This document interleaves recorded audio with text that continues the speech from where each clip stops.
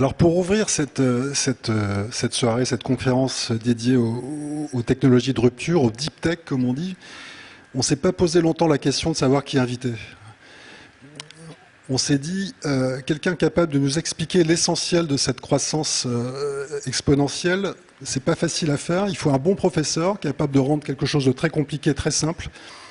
Quelqu'un qui va nous expliquer ce que c'est que la loi de Moore et la croissance exponentielle. Parce que pour bien comprendre l'accélération technologique qu'on est en train de vivre, il faut comprendre que c'est une accélération exponentielle et non pas un avancement linéaire comme on a eu dans les précédentes révolutions industrielles. C'est-à-dire que l'aviation, l'électricité, la machine à vapeur, tout ça s'est imposé assez lentement et de manière croissante. Là, on est en train de vivre une explosion du numérique qui est rapide, mondiale, exponentielle, c'est-à-dire que ça ne progresse pas de manière linéaire, ça progresse tout droit vers le ciel. Et pour comprendre ça, comprendre ce que c'est que la loi de Moore, l'explosion de l'informatique, on avait besoin d'un expert, il s'appelle Bernard Clavry. Bernard Clavry, il est professeur des universités, il est le directeur de l'École nationale supérieure de cognitique de Bordeaux. Et il va nous expliquer ce que c'est que les fondations de cette révolution numérique, de ce tsunami numérique qu'on est en train de vivre. Je vous demande d'accueillir Bernard Clavry.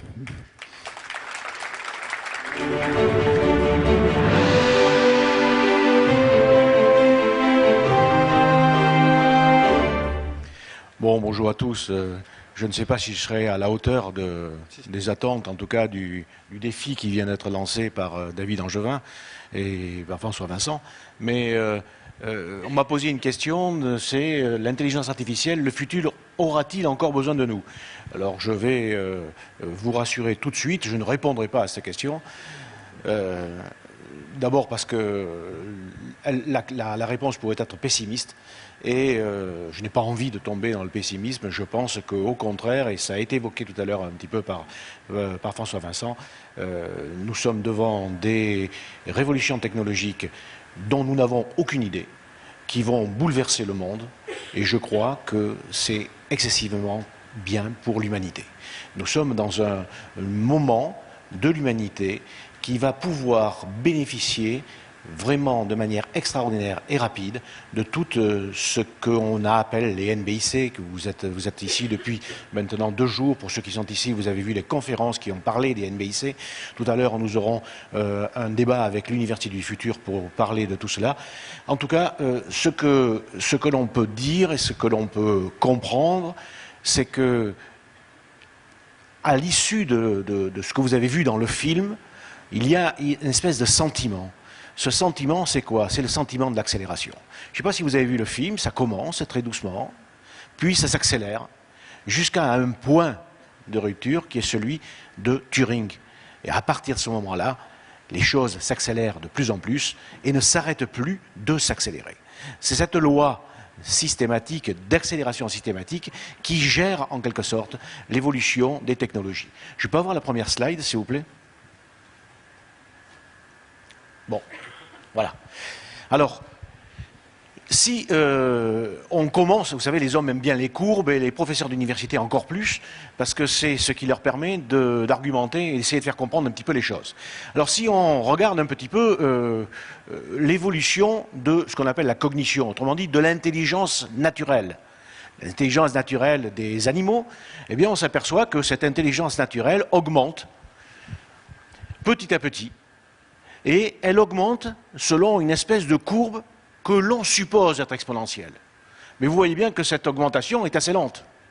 Et puis, on voit apparaître, évidemment, à ce moment-là, l'apparition des premiers outils, puis l'apparition des premières machines, qui sont des outils articulés entre eux pour résoudre un problème non trivial, puis l'apparition des systèmes complexes, et à partir d'un certain moment, l'utilisation de l'électricité pour faire quoi? Ce que l'on faisait avec des outils et des machines, et on crée les premiers ordinateurs. On va appeler ça des smart machines.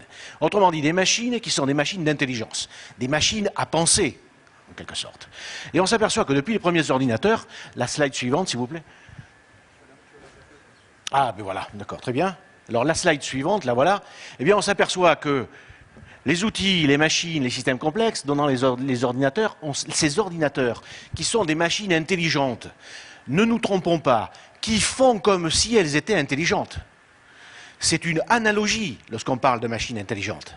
Ce n'est pas l'intelligence humaine, mais elles font comme si elles étaient intelligentes et elles ont les mêmes performances. Elles ont quasiment des performances même supérieures. Hein? Alors, peu importe de savoir si vous êtes intelligent, l'important c'est que les gens croient que vous êtes intelligent. Hein? Je vous rappelle qu'il n'y a pas d'amour, il n'y a que des preuves d'amour. Eh bien, c'est la même chose pour l'intelligence, il n'y a pas d'intelligence, il n'y a que des preuves d'intelligence. Eh bien, là, nous sommes dans un moment où, actuellement, la courbe s'accélère de manière fondamentale et, bien évidemment, rapidement, alors que nous sommes ici, elle va un jour croiser en performance la courbe de l'intelligence naturelle. Ce point dit de singularité technologique, ce point de singularité technologique ouvre le moment du transhumanisme. Et vous avez tout un système de pensée qui s'organise autour de quoi? Eh bien, essayons de voir comment nous pouvons négocier ce point de singularité. Autrement dit, quand l'intelligence artificielle devient plus intelligente que l'intelligence naturelle. Et le deuxième volet, c'est essayons d'utiliser ces technologies pour essayer d'inflexer, d'augmenter la courbe de l'intelligence naturelle, autrement dit, de rendre les hommes encore plus intelligents grâce aux technologies. Alors, cette chose-là, eh bien, on peut essayer de la replacer dans ce qu'on appelle l'âge des technologies. Si on regarde les technologies, j'ai mis ici une échelle qui est une échelle de temps, non pas en années, mais en nombre de générations. Vous êtes ici, ici c'était vos parents, ça c'est vos grands-parents, vos arrière-grands-parents, etc., etc., etc. Et ici, à moins 100 000 générations, c'était le Paléolithique. Et c'est à partir de ce moment-là que l'on commence déjà à poser à l'extérieur du cerveau des morceaux d'intelligence. Et à partir de ce moment-là, on crée le langage, mais également on crée l'art et on développe des choses qui sont des morceaux d'intelligence posés à l'extérieur du cerveau. Puis, on va appeler ça l'ouverture des technologies 1.0, jusqu'à ce que apparaissent les époques de l'imprimerie. L'imprimerie, ça va être quoi? Ça va être l'industrialisation de la capacité à me poser des morceaux de votre intelligence, de votre raisonnement, à l'extérieur, sur des livres, et la diffuser. À partir de ce moment-là, on va ouvrir une deuxième époque, qui est l'époque des technologies 2.0, qui va aborder tout ce qui a été fait avant, mais avec une accélération beaucoup plus importante, et ceci grâce à l'apparition de l'électricité. Et l'électricité va voir apparaître des téléphones, la radio, la télévision, puis la cybernétique. Et la cybernétique avait les premiers ordinateurs. On va passer aux technologies 3.0 jusqu'à maintenant, et demain, nous aborderons le volet des technologies 4.0. Le seul problème, c'est que nous ne savons pas ce qu'elles seront. Nous ne pouvons que essayer de comprendre, d'espérer ce qu'elles seront. En tout cas, on sait que, alors qu'on arrive aujourd'hui à un homme augmenté, à un homme connecté, on passera à un homme enrichi, à un homme évolué par les technologies. Eh bien, cette volonté, cette inflexion exponentielle, eh bien, elle a été particulièrement à l'origine du développement des grandes industries, qui sont les grandes industries des GAFA, de la côte ouest américaine, de la côte nord-est américaine, ainsi que de l'Asie. Et la conviction de toutes ces entreprises et de tous ces laboratoires, c'est que nous sommes dans cette courbe exponentielle qui va être des génératrices de plus vite, de mieux, de moins cher et de encore mieux pour l'humanité. Alors, cette conviction, elle est apparue à partir d'un rapport, elle a pris naissance et elle a été publiée à partir d'un rapport qui a été donné en 2002 à la suite d'une commande de la National Science Foundation et du département of Commerce et qui a réuni une cinquantaine de scientifiques pour essayer de définir qu'est-ce que c'est que l'avenir des technologies, pourquoi, pour augmenter la performance humaine, pour préparer la singularité, pour aller au-delà de ce que nous savons faire avec les technologies. Et ce rapport a défini un projet qui est le projet de la convergence entre des grands secteurs disciplinaires qui sont d'une part les nanotechnologies, autrement dit les technologies des éléments de la matière, des biotechnologies, les technologies organisées vers le biologique, notamment le génome, mais pas que. Le génome, tout ce qui est aussi augmentation par les technologies à l'intérieur du corps, les électrodes implantées, etc., etc. Les informations en technologie, autrement dit en France l'informatique, et les cognitives technologies. Autrement dit, celles qui sont les technologies organisées pour faciliter la pensée de l'homme. Et nous avons donc nano, bio, info, cogno, NBIC. Ces NBIC, elles ont déjà commencé à converger. Et on voit apparaître, 2 à 2, déjà des choses entre les technologies informatiques et les nanotechnologies, avec la nanoélectronique, mais également entre les technologies informatiques et la biotechnologie, avec l'utilisation du génome pour faire des machines informationnelles, pour stocker l'information sur du génome. On a également ces technologies cognitives, avec aussi des nanotechnologies, et cette convergence a un lieu particulier, qui est celui de l'intelligence artificielle. Et cette intelligence artificielle, eh bien, on la voit, on peut dire que l'intelligence artificielle est un ensemble de plusieurs types d'intelligence artificielle. Et on peut déterminer des intelligences artificielles substitutives, celles qui font que les machines remplacent les hommes et réussissent à battre Kasparov ou à abattre Léo Sedol au jeu de Go. Elles n'ont plus besoin de l'homme pour être meilleures que l'homme. L'intelligence artificielle augmentative, celle qui va augmenter la capacité de l'homme, c'est-à-dire que vous penserez mieux avec des lunettes intelligentes qui enrichissent votre système visuel, ou l'intelligence hybride, c'est-à-dire le man-machine teaming, autrement dit, la collaboration entre l'intelligence artificielle et l'intelligence naturelle. On a donc une espèce de nébuleuse de l'intelligence artificielle qui se place entre l'informatique, entre la cognitique et entre les biotechnologies, et elle donne une espèce de nébuleuse avec un ensemble d'intelligence artificielle. Autrement dit, l'intelligence artificielle, c'est un ensemble de secteurs qui font de l'intelligence non naturelle ou de l'intelligence naturelle aidée. Alors, cette intelligence artificielle, les voilà, eh bien, elle va être traversée par, évidemment, les nanotechnologies, et tout va se diminuer pour pouvoir même être embarqué, y compris embarqué sur les hommes, voire dans les hommes. Alors, vous savez que tout cela, l'intelligence artificielle, n'est possible qu'avec l'explosion des data, le big data, et avec l'explosion des capacités de traitement numériques par les méga-ordinateurs. Et voici un ordinateur qui est celui qu'en France on a le plus gros, qui est à Pau chez Total, et qui fait à peu près des choses qui sont à peu près comme celles d'un insecte. Voilà, un cerveau d'un insecte. Mais on a celles qui les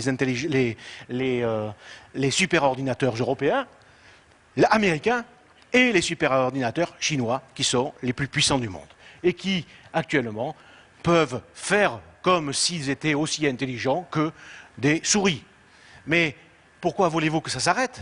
Puisque le futur va être sur les ordinateurs quantiques, qui vont faire exploser encore plus les capacités de calcul, de traitement de l'information, et la photonique calculatoire, qui va encore accélérer la transmission des calculs.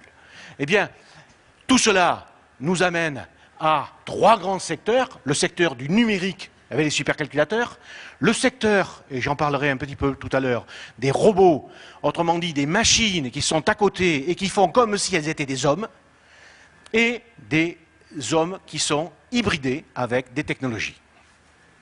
Alors, les robots, il est difficile de parler d'intelligence artificielle sans robot. Qu'est-ce que c'est qu'un robot? C'est un tas de tôles, de boulons etc., avec un calculateur à l'intérieur ou à l'extérieur d'ailleurs, car il peut être en communication radio avec le calculateur extérieur, et qui fait quoi? Eh bien, qui fait quelque chose à la place des hommes, ou qui fait quelque chose en aidant les hommes, ou qui fait quelque chose en se faisant passer pour un homme. Et actuellement, la problématique que vous pouvez avoir, c'est est-ce que je suis un robot? Comment pouvez-vous démontrer que je ne le suis pas? Comment pouvez-vous démontrer, alors que vous me voyez ici, que j'ai un cerveau dans mon crâne, un cerveau biologique dans mon crâne? C'est un problème qui est un problème particulier, c'est celui de l'implantation. J'ai pu être implanté avec quelque chose d'artificiel. C'est déjà fait. Ça se fait. Voici le supermarché des prothèses actuelles. Vous pouvez avoir des jambes artificielles, ou bien vous pouvez avoir des prothèses passives sans électronique et des prothèses actives avec de l'électronique, collaborant entre elles, communiquant avec l'extérieur, etc., etc. Eh bien ce n'est ni plus ni moins qu'un projet qui est celui d'un homme artificiel. Et cet homme artificiel, eh bien, on peut très bien l'envisager avec des cœurs karma, des peaux artificielles. Nous avons des entreprises ici qui fabriquent la peau artificielle et une intelligence artificielle. Et cette intelligence artificielle, eh bien, elle est en quelque sorte celle qui fait comme ce que ferait le cerveau. Et rien n'empêche d'avoir des cerveaux à l'extérieur d'un corps connectés de cette manière. En tout cas, ils peuvent collaborer, ce qui fait qu'on peut avoir dit des avatars, et certains pensent que vers 2020-2030, on aura des copies robotiques d'un corps humain contrôlées par le cerveau de quelqu'un d'autre, par radio, mais en 2025-2035, un robot avatar avec lequel on pourra hybrider un cerveau. Enfin, en 2030-2040, un avatar avec un réseau hybride, etc. Et pourquoi voulez-vous avoir à ce moment-là un corps? Eh bien, on va se passer des corps et on aura simplement des avatars qui sont des avatars numériques. Alors, tout ceci fait peur. Tout ceci fait peur.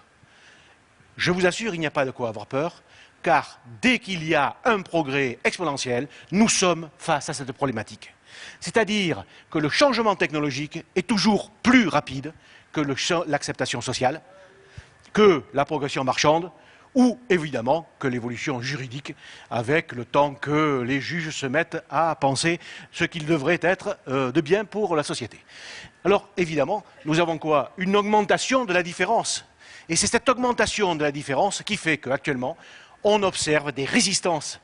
Des résistances, pourquoi? Parce qu'on ne sait pas ce que sera l'intelligence artificielle, on ne sait pas lui donner confiance, on ne sait pas avoir confiance à l'intelligence artificielle. Vous connaissez, ça a été expliqué hier, cette espèce d'expérience où un train dévale une voie ferrée, un train fou dévale une voie ferrée, et vous avez un homme qui ici a un aiguillage, et s'il ne touche pas l'aiguillage, eh bien, il va y avoir 5, 20 morts. Alors que s'il touche l'aiguillage, il va sur la voie de garage, mais malheureusement, il y a quelqu'un qui est là. Qu'est-ce qui se passe? Eh bien, s'il ne fait rien, évidemment, c'est non-assistance à personne en danger, et il y a 20 morts, mais s'il fait quelque chose, c'est un meurtre. Mais il n'y a qu'un mort. Donc vous avez un problème qui est un problème moral. Évidemment, ce problème moral, vous l'avez si c'est un robot qui doit avoir l'aiguillage.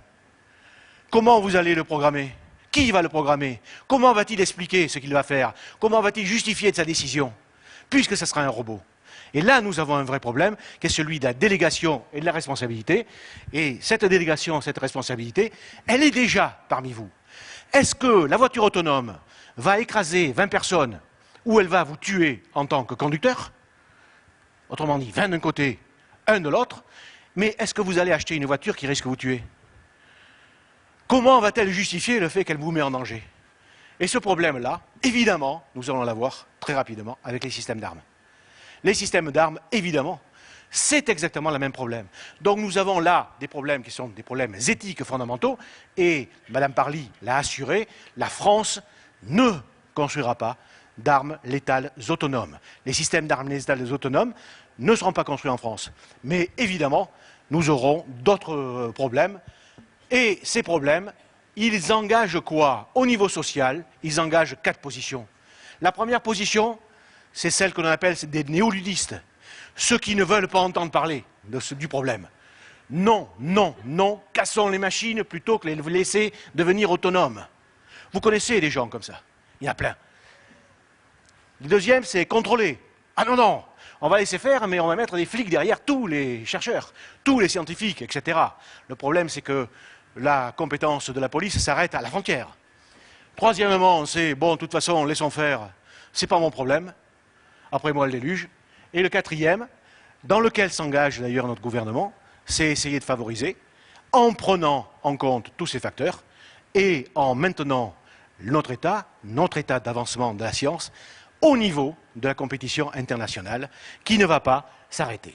Cela se double de trois autres possibilités, c'est-à-dire qu'on peut très bien refuser, réglementer, s'en moquer ou faciliter, d'une part pour la santé, c'est-à-dire qu'on veut bien modifier le génome si ça doit résoudre notre propre cancer, mais on ne veut pas l'utiliser pour faire des enfants super intelligents comme c'était en projet en Chine, ou alors on peut le faire pour la nature et la terre.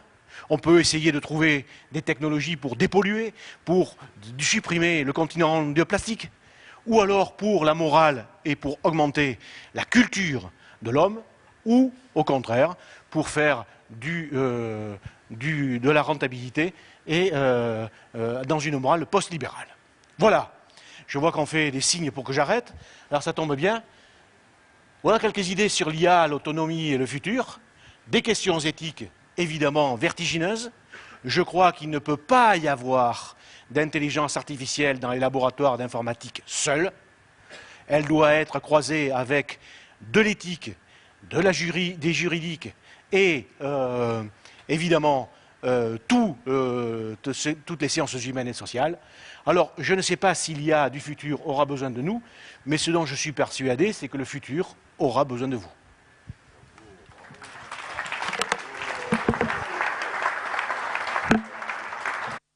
Merci, merci Bernard Clavry. La prochaine keynote est sur la médecine des données avec Madame Béatrice Feliz Mira.